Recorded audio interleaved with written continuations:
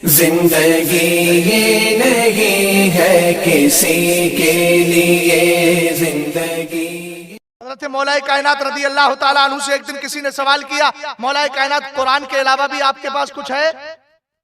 तो मौलाए कायनात ने फरमाया मा इंदना इल्ला मा फिल कुरानी इल्ला फहमन युअता रजुलन।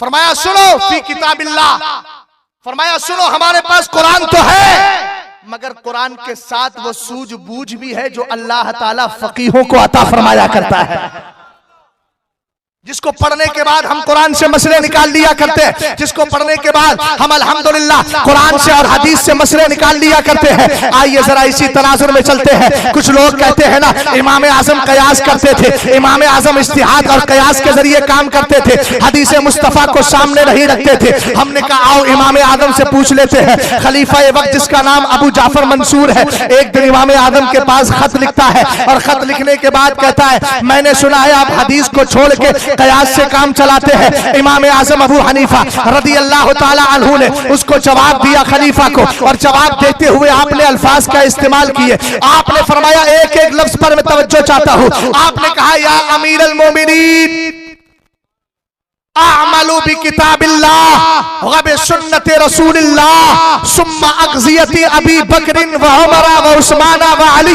सुम्मा अग़ज़ियति बक़ियति सहाबा सुम्मा अक़ीसु बाद ज़ालिका इज़ा इख़्तलफ़ू। फरमाया ऐ अमीरुल मोमिनीन खलीफा अबू जाफर मंसूर सुनिए, अगर किसी ने आपको मेरे ताल्लुक से ये खबर दी है कि मैं हदीस को छोड़ता हूँ, कयास पे अमल करता हूँ, तो वो गलत खबर दे रहा है। सुनिए मेरा मामूल क्या है, मैं वही करता हूँ जो मुआज़ इब्न जबल करके गए हैं, मैं वही करता हूं जो अबू बकर करके गए हैं, मैं वही करता हूं जो उस्मान ने किया है, मैं वही करता हूं जो उमर ने किया है, मैं वही करता हूं जो अली ने किया है। आपने फरमाया मैं सबसे पहले अगर मसला निकालता हूं तो कुरान से निकालता हूं। आज की ये पीडीएफ रखने वालों से पूछना चाहता हूं, हजरत इमाम आजम की नजर में तो कुरान की पूरी आयतें हुआ करती थी, सरकार की हदीसें हुआ करती थी, रसूल करीम अलैहिस्सलाम की सारी हदीसें आपके ज़हन में थी, कुरान के उसूल आपके ज़हन में थे और कुरान की आयतें आपको पूरी याद थी। हमने कहा कोई ये कहे पूरा कुरान कैसे नजर में रहता था, मैंने कहा ये वो इमाम आजम है जो हर 7 दिन के अंदर कुरान पाक की तकमील कर लिया करता था, जिसके तकवे का आलम ये था जब कोई मसला हल नहीं होता तो आप 40 बार कुरान पाक का खत्मात करके फिर अल्लाह की बारगाह में सजदा करके मसला हल करने के लिए बैठते थे। अल्लाह आपके ज़हन में मसले को डाल दिया करता था। कारी साहब तवज्जो है, सरकारे दो आलम सल्लल्लाहु अलैहि वसल्लम के सहाबा जिस रविश पर कायम थे, इमाम आजम फरमाते हैं अहकुमु बि किताबिल्लाह, मैं फैसला सबसे पहले कुरान से करता हूं, उसके बाद सुन्नते रसूल से करता हूं, का फिर नहीं मिलता तो सुम्मा अक़ज़ी बि अक़ज़ियति अबी बकर, फिर मैं वो फैसले देखता हूं जो हजरत अबू बकर ने अपनी खिलाफत के दौर में किए हैं, फिर मैं दूसरी बार उसके बाद फैसला देखता हूं कि इसका तरतीब बेतरतीब चल रहा है। फरमाया स्टेप बाय स्टेप चल रहा है। कहा सबसे पहले कुरान है, फिर हदीस मुस्तफा है, और चूंकि हमारा अकीदा है अफजलुल बशरी बादल अंबियाई बित्तहक़ीक़, सबसे बड़ा मर्तबा सारे नबियों के बाद इंसानों में अगर किसी का है तो अबू बकर सिद्दीक अकबर का है। फरमाया मैं यहाँ देखता हूँ हजरत अबू बकर का फैसला क्या है। इसका मतलब यह है हजरत अबू बकर की जिंदगी के सारे हालात इमाम आजम के सामने थे, सारी हदीसें इमाम आजम के सामने थी। फरमाया फिर उमर के फैसले देखता हूँ, फिर उस्मान के फैसले देखता हूँ, फिर अली के फैसले देखता हूँ,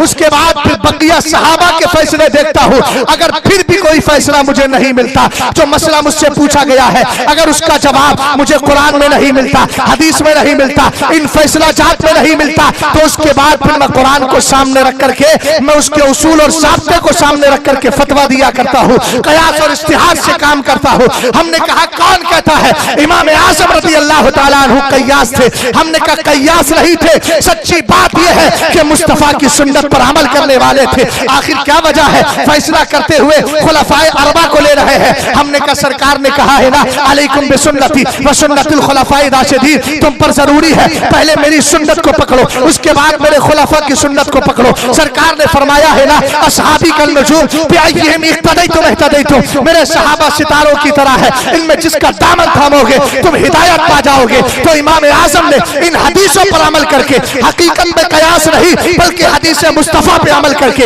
हमें बता दिया है कि कयास की तोहमत लगाना ये इमाम आजम रज़ी अल्लाह ताला अन्हु के सरासर खिलाफ है। इसलिए कि इमाम का कदम वही है जो सहाबा का कदम।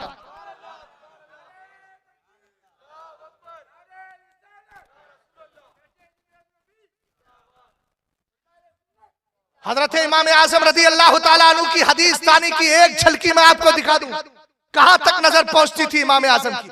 आज तोहमत लगाई जाती है, 7 हदीसें याद। मैंने कहा पागल, मुस्नद इमाम आजम पढ़ ले, 700 हदीसें तो उसी में मज़कूर है, मुस्नद इमाम आजम। और जो इस तरह का इतराज करता है उससे यह पूछना कि इमाम शाफई को फैजान मिला कहां से, हजरत इमाम बुखारी को फैजान मिला कहां से।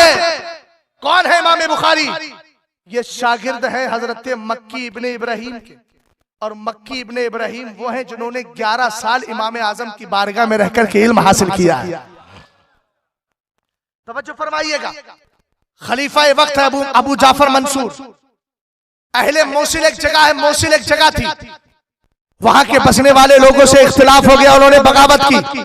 खलीफा मंसूर ने कहा अगर तुम बगावत करोगे तो याद रखना, माने नहीं तो मैं तुम्हें कत्ल कर दूंगा। मुआहदा तैयार हो गया, लिख दिया गया अगर हम दोबारा तुम्हारी बगावत करते हैं तो आप हमें कत्ल कर देना। और सरकार की एक हदीस है, अल मोमिनून अक़्दु शुरूतिहिम, सरकार ने इरशाद फरमाया ईमान वाला अपनी शर्तों का पाबंद होता है, जो शर्त लगाएगा उस पर अमल करना जरूरी है, जो पाकीज़ा शर्त लगाई है अमल करना जरूरी है। मगर हुआ ये, अहले मोसिल ने दोबारा मुखालफत कर दी। किसकी?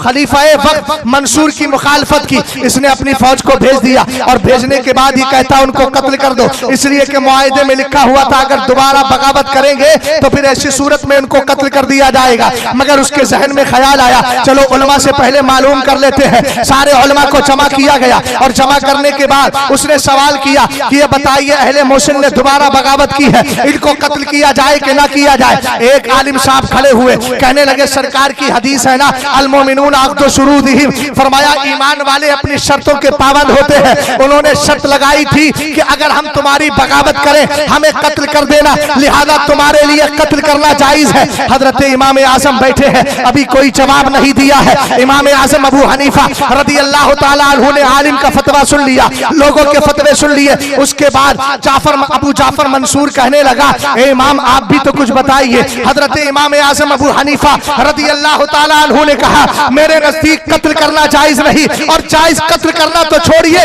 ये शर्त लगाना भी जायज नहीं थी। हमने कहा कैसे? कहा सरकार ने अगरचे हदीस में फरमाया है अल मोमिनून अक़्दु शुरूतिहिम, ये आपने सहन में रख लिया कि ईमान वाला अपनी शर्त का पाबंद होता है, मगर ये भी तो सहन में रखना चाहिए। सरकार फरमाते हैं ला यहिल्लु, हजरत उम्मुल मोमिनीन इस हदीस की राविया है। अब इमाम आजम का तफक्को देखिएगा, इमाम आजम का इल्म देखिएगा, इमाम आजम की हदीस तानी देखिएगा। मेरे इमाम फौरन हदीस पढ़ते हैं। सरकार ने इरशाद फरमाया ला यहिल्लु तमो इमराइन मुस्लिमीन, सरकार फरमाते हैं किसी मुसलमान को कत्ल करना जायज नहीं है, किसी मुसलमान का खून बहाना हलाल नहीं है। फरमाया इल्ला रजुलुन सला बादा हिसानिही, हाँ 3 लोगों का खून बहाया जा सकता है। अगर मुसलमान है कलमा पढ़ लिया है फिर भी उनको कत्ल किया जाएगा, सिर्फ 3 मुसलमान कत्ल करने के लायक है और कोई नहीं। कहा कौन? फरमाया इल्ला रजुलुन सला बादा हिसानिही, एक वो शख्स जिसकी शादी हो गई फिर जिना करे।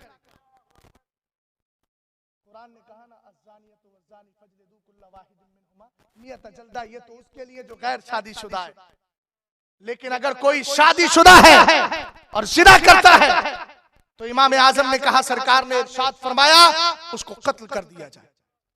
और फरमाया मन कफरा बाद इस्लामिही, दूसरा वो मुसलमान कत्ल किया जाएगा जो मुसलमान था फिर काफिर हो गया, इस्लाम पेश किया जाएगा, मुर्तद बन गया, अगर ना माने तो कत्ल कर दिया जाए। और फरमाया आगे अन्नफ्स बिन्नफ्सी, कोई मुसलमान है मगर किसी मुसलमान को कत्ल कर दिया तो कुरान कहता है ना व कतबना अलैहिम फिया अन्नन नफ्स बिन्नफ्सी वल ऐन बिल ऐनी वल अनफ बिल अनफी वल उज़्न बिल उज़्नी। फरमाया जान के बदले जान है। इसीलिए हजरत इमाम आजम ने कहा, सरकार अलैहिस्सलाम की हदीस बता रही है ईमान वाले को कत्ल करना जायज नहीं, सिर्फ 3 लोग हैं और आपने जो फैसला किया है कि अगर मेरे खिलाफ बगावत करोगे तो तुम्हें कत्ल कर दिया जाएगा, तो तुम्हारा ये मुसलमान ना तो पहली वाली सूरत में है इसने जिना भी नहीं किया है, ना मुर्तद हुआ है, ना इसने किसी को कत्ल किया है। हजरत खलीफा अबू जाफर मंसूर ने हजरत इमाम आजम अबू हनीफा रदी अल्लाह ताला अन्हु के तफक्को को मानते हुए कहा, इमाम तुम्हारा जवाब बहुत अच्छा है, तुम्हारी तफक्को बड़ी प्यारी है, मगर क्या इस तरह का फतवा ना दीजिएगा। मगर इमाम आजम अबू हनीफा ने इतने उलमा के बीच सरकार की हदीस को बताकर दुनिया वालों को यह सहन दे दिया है कि इमाम आजम अबू हनीफा यानी अबू हनीफा कयास पर अमल नहीं करता है बल्कि हदीस मुस्तफा पे अमल किया करता है। इसीलिए तो इमाम आदम ने कहा,